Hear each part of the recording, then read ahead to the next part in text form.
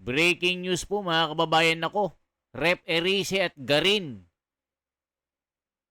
Nagbatuhan po, nagkainitan at talagang muntik magkaambahan. Nako po. Panoorin po natin bakit sila nagkainitan at parang gustong taobin ang lamesa. Nako, pakinggan po natin dito sa impeachment ni Sara, talagang bloodbath po ito, mga kababayan. At tandaan po natin yung mga 54 na bumoto ng yes. Alam nyo na kung sino ang mga ito. Yung mga kawatan na congressman, mga kababayan ko. At yung mga pinapangunahan nila Abante, Pastor Abante, sila Luistro de Lima. At marami pang congressman na nadadawit sa salaysay ng 18 na sundalo na talagang nako mga kababayan, pakinggan po natin dito. Pati kayo gusto nang itaob ang lamesa. Grabeng wasakan ito mga kababayan. Pakinggan po natin. Nako po, bloodbath. Ito po. To interpolate and ask a few questions to our distinguished colleague, Mr. Speaker, dahil medyo nalito ako nung ang pinag-usapan ay ang posisyon ng Senior Deputy Minority Leader, pero tila nalihis ang kanyang speech patungo sa pagpupuntirya na majority ang may kasalanan. May I inquire, Mr. Speaker, distinguished colleagues, to the Honorable Egay Erice, paano po ba pinipili ang isang Senior Deputy Minority Leader? Well, alam na po natin yan, Sir Speaker. Hindi pa lang naman ngayong administrasyon na ito, ng mga nakaraang administrasyon, hindi po tayo pumipili talaga ng minority leader kung walang blessing na leadership ng House. Ibig sabihin, distinguished Speaker, nung ikaw ay naging Senior Deputy Minority Leader, ito ay may sabwatan sa mayorya?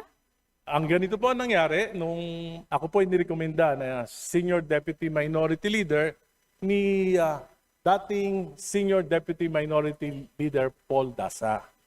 Well, Hinirap Mr. po ako, excuse me po, Mr. tapusin Speaker, niyo lang I po have ako. the name Senior Deputy Minority Leader. Noong 19th Congress. Well, Paul Mr. Dasa. Hindi, Paul nirekomenda Daza. niya po ako. Sabi niya, kakausapin niya si Minority Leader Nonoy Libanan upang ako ang kanyang maging kahalili. Ibig sabihin, Mr. Speaker, ang Hindi pa po ating ako tapos. kagalang-galang Hindi pa na po. kasamahan na si Honorable Patapusin niyo Egay muna ako bago niyo Erice ako ay tanungin. hindi pinili ng minorya? But, Because that is... kaya nga po, patapusin niyo ako para maikwento ko lahat. Pwede? Yeah, but can Kung I pwede lang ako. have Kung pwede, pagkatapos pwede niyo ako can I tanungin. have a direct answer, Mr. Speaker? I am Kasi directly answering nakakagulat. you.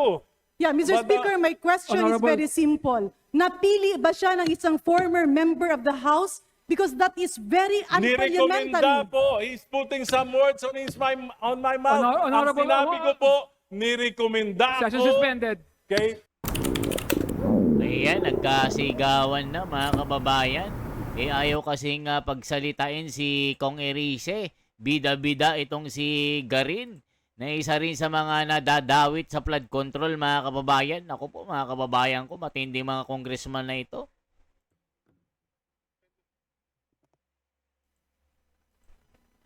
Ba't nyo nga pinutol mga kababayan ko? Nako po, yari na. Ito na. Term in Congress. And this is the first time that I've heard that a former member of the House can recommend. Will that be tantamount to dictating to the members of the minority? Because, Mr. Speaker, distinguished colleagues, I was once a Senior Deputy Minority Leader of the 18th Congress, and we chose our officers among ourselves. Hindi po kami nagpadikta, at yan po ay katanungan natin sa ating mga kasamahan sa minorya. Well, I'll do laud and respect the Honorable Egay Erice. And of course, I'm very much welcome the election of the Honorable Laila De Lima, the new Senior Deputy Minority Leader. I believe, Mr. Speaker, itong mga bagay-bagay that should be a concern of the minority because they elect the officers among themselves. In fact, our rules, Mr. Speaker, says, kapag tayo ay nagbobotohan, nagboboto tayo kung sino ang ating magiging speaker. At yung hindi bumoto sa nanalong speaker, ay nagko-convene to elect not only the minority leader, Mr. Speaker, but also the senior deputy minority leader, the deputy minority leaders, and the assistant minority leaders. Ang punto lang dito, Mr. Speaker, distinguished colleagues, I do empathize with the feelings and emotions of my good friend whom I idolized and a very good friend I had during the Aquino administration. Pero ang sa akin lang, Mr. Speaker, we do respect his voicing out. But let me also call his attention to what he says, because I am an author of one of the proposals in the anti-political dynasty bill. Ang pagpaparatang na pinataba, ang pagpaparatang na tila minanipulate, napakadami ng ating mga debate kahapon. And in fact, this is still being deliberated. It is still under the technical working group. Bakit po ba natin lalagyan ng mantsa ang ganitong bagay? In fact, Mr. Speaker, I did not stand up, but it is actually out of order to discuss an item that is precisely being deliberated within the committee. So, Mr. Chair, distinguished colleagues, with due courtesy to my distinguished colleague, naiintindihan ko na ang pagpalit ng liderato as senior deputy minority leader is something that we should respect because it is the decision of the minority. But accusing the majority of meddling in their affairs, accusing the majority of meddling in their voting or whatever is something that I cannot accept. There will always be a proper forum to air that. Somebody could have objected to the election. We were not even party to that. But Mr. Speaker, distinguished colleagues, lahat tayo dito ay may karapatang tumayo. Lahat tayo ay may karapatang magsalita. Lahat tayo ay may karapatang ipaglaban ang ating pinaniniwalaan. But nobody has the monopoly of knowledge. Nobody has the monopoly that what he believes should be right. Dahil pwedeng ang paniniwala mo ay hindi paniniwala ng iyong mga kasamahan. Mr. Speaker, distinguished colleagues, let us respect the decision of the minority dahil hindi rin nila tayo pinapakialaman. But blaming the majority leader, the members of the majority, for what happened in their change in leadership is already unparliamentary and uncalled for. With that, Mr. Speaker, may I appeal to my good friend and our distinguished colleagues. We have tolerated and even heard all your stand on many issues. We have also conveyed and mentioned our stand on our side. Sometimes magkakasama tayo sa ibang issue, minsan hindi tayo nagsasama-sama. It's a matter of belief, idealism, and being the real voice of our people. So may I appeal to my distinguished good friend from the minority. Please spare us, the majority. Kung anuman ang nangyayari sa minorya, ay ating nirerespeto. But accusing the majority leader of holding the minority leader is something I believe the minority should stand up. Papayag ba ang minorya na sabihing tila sunod-sunuran lang kayo? Which I actually contradict, Mr. Speaker. Papayag ba kayong sabihing tila inipit dahil mga boses kayo? We have heard our distinguished colleagues here speak up on many matters. Oh, wait lang mga kababayan, ano sinasabi ng mga tao dito? Naku po, eto na. Galing na mga magnanakaw, naghahari-hari sa gobyerno, garapal kagarin. Naku po, sabi ni Haji Villalon. Dengbak siya queen, madami namatay na mga inosenteng bata. Nalimutan mo na ba? Garin, nagtanong ka pa tapos ayaw mo pakinggan sagot niya. Naku po, nakatanggap ng maleta versus walang natanggap ng maleta. Bastos talaga si Garin, naku po. Iba na gagawa ng mali-malitang kwarta, mamamatay, mabuhay ka man, safe ng pamilya pero hindi safe ang kaluluwa. Naku po mga kababayan ko, bastusan talaga itong nangyayari sa Kongreso. Sa akin lang, Mr. Speaker, let us put decorum in this House. I was also a member of the minority, then a member of the majority. I went back to the minority and became a member now of the majority. And we always stood firm, debating when we find the reason to do so, defending when it was time to defend our beliefs, but at the same time, accepting the decision of whatever will be the decision of the majority. With that, Mr. Speaker, just to point out, the anti-political dynasty bill is being discussed. At patuloy natin pag-uusapan yon at ipaglalaban natin yon. Let us not accuse any sponsor of saying nagpapataba tayo ng mga dinastiya. Mga kababayan, alam nyo kung bakit ayaw nila itong anti-dynasty bill? Dahil nga po si Sara ay malakas na magiging Pangulo ng Pilipinas. Kaya ginagapang nila ito. At sinasabay nila itong impeachment ni Inday. Kasi nga alam nila malakas ito. Kasi naman mga kababayan, pag ito naging Pangulo, tapos kayo lahat dyan. Walang ititira si Sara sa inyong mga buhaya kayo dyan. Ang mga ito kasama sa sinumpaan ng mga 18 mga Marines. Naku po. And let us not accuse the majority of meddling with the election of the minority, because that is your concern and that is something that should be addressed by the minority. Do not drag us into the problem of your election of officers. Maraming salamat, Mr. Speaker. Maraming salamat, distinguished colleague. Mr. Speaker, may I respond? Honorable Erice is now recognized. Yes, Mr. I am not accusing the majority. I'm accusing the majority leader. Because he called me at his office. I was accompanied by the minority leader. At tinanong niya ako, mismo, bakit ako nagsalita ng gano'n? 65 years old na ako. 30 lang yung nagtatanong sa akin. Hindi na ako nirespeto. Tinatanong, bakit ko sinabi yung mga sinabi ko? Wala na ba akong karapatang magsalita bilang miyembro ng minorya? Madalas akong sabihan, ni minority, ito na ilibanan, pwede niyong tanungin. Tumatawag sa akin, si Sandro, nagre-reklamo sa mga salita mo. At kahapon, kinausap niya ako. Sabi niya, Egay, hindi ko na kaya ang pressure ng itaas. Kaya sabi ko, okay lang, para wala ka na rin problema. At sinasabi ko, pinararangal ko na ang papalit sa akin ay kasama ko sa Liberal Party.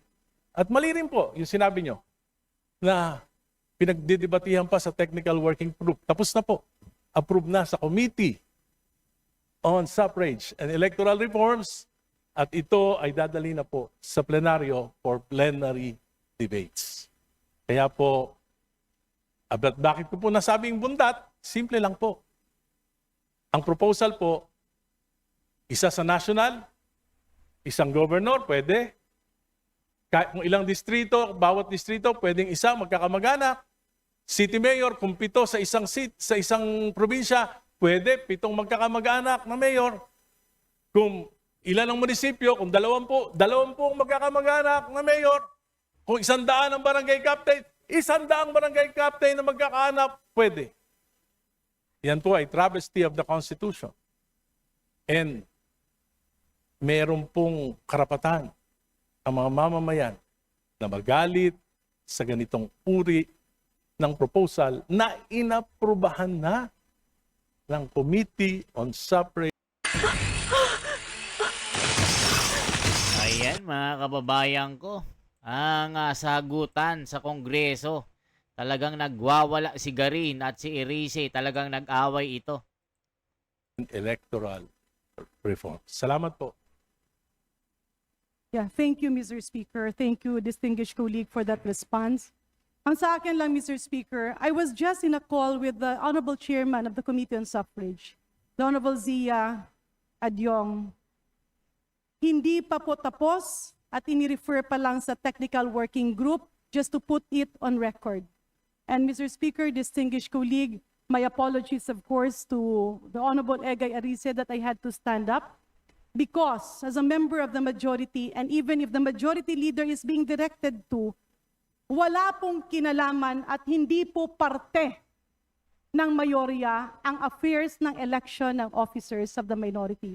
But with that, Mr. Speaker, let me just state for the record that in the several months that the Honorable Egay Erice has been a senior deputy minority leader, I laud him for his wisdom, I laud him for his stand, I laud him and salute him for some of the endeavors that we were together. However, on some opposing matters, I do stand up Pero ito lang po yung aking masasabi. I do hope that after this discussion, the minority will deal with their affairs independently from how the majority will also be dealing with their affairs. Maraming salamat, Mr. Speaker.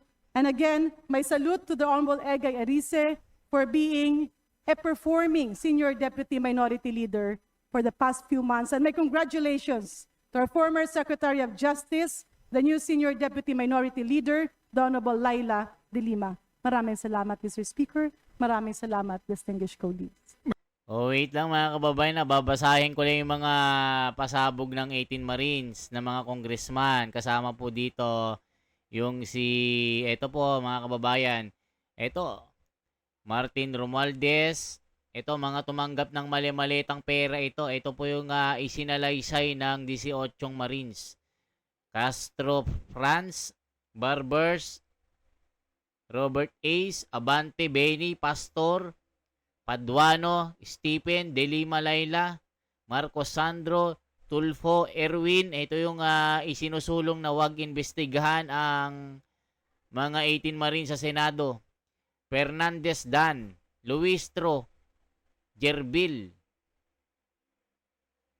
Kung hindi ako nagkakamali, mga kababayan, tama, Herbil, Sia Adjong. O, tignan nyo yung mga nandun, yung mga binabanggit. Ortega Paulo. O, tignan nyo yung mga bumabanat kay Sara. Garin Janet. Ayan, yung mga bumoboto sa impeachment. Kimbo Estela. Ito yung binas ng social media. Ito, Dalipe, Manix, Kong Hun, J, Chua Joel. Ito yung kalaban ni Mayor Isko, nakabardagulan sa Maynila. Suarez David, Brosas Arlene, Manuel Raulo. Ito yung laging kadebate ni Sara Duterte sa impeachment. O mga kababayan, kayo na humusga, ang mga 18 Marines ay sumisigaw na ng katotohanan. Saan ba tayo boboto? Saan ba tayo magnuno? Saan tayo mag-yes? So dito sa impeachment ni Sara, gusto talaga nilang palabasin na si Sara ay naglustay. Pero ang kabaliktaran mga kababayan, sila pala ang mga magnanakaw dito. Okay? Yan po. Pero sabi nga ni Sara, I want a bloodbath. Gusto kong humarap sa impeachment. So, be it. Kaya ito mga kababayan, magandang makita natin kung anong kakalabasan ng trial na ito. Para malaman natin kung sinong nagsisinungaling, mga kababayan ko. At sana Ping Lacson, Erwin Tulfo, Tito Soto, harapin nyo ang hamon ni Mike Defensor na paimbestigahan. Kaya itong si Manang Aimee, inihiling niya na magsimula ng impeachment. Pero itong si Ping Lacson, talagang pinipigil niya na parang ayaw niyang imbestigahan ito. Okay? Yan lamang po. For transparency, for a better democracy, mabuhay po. Ako si The Wonders Philippines. Salamat po sa inyong suporta.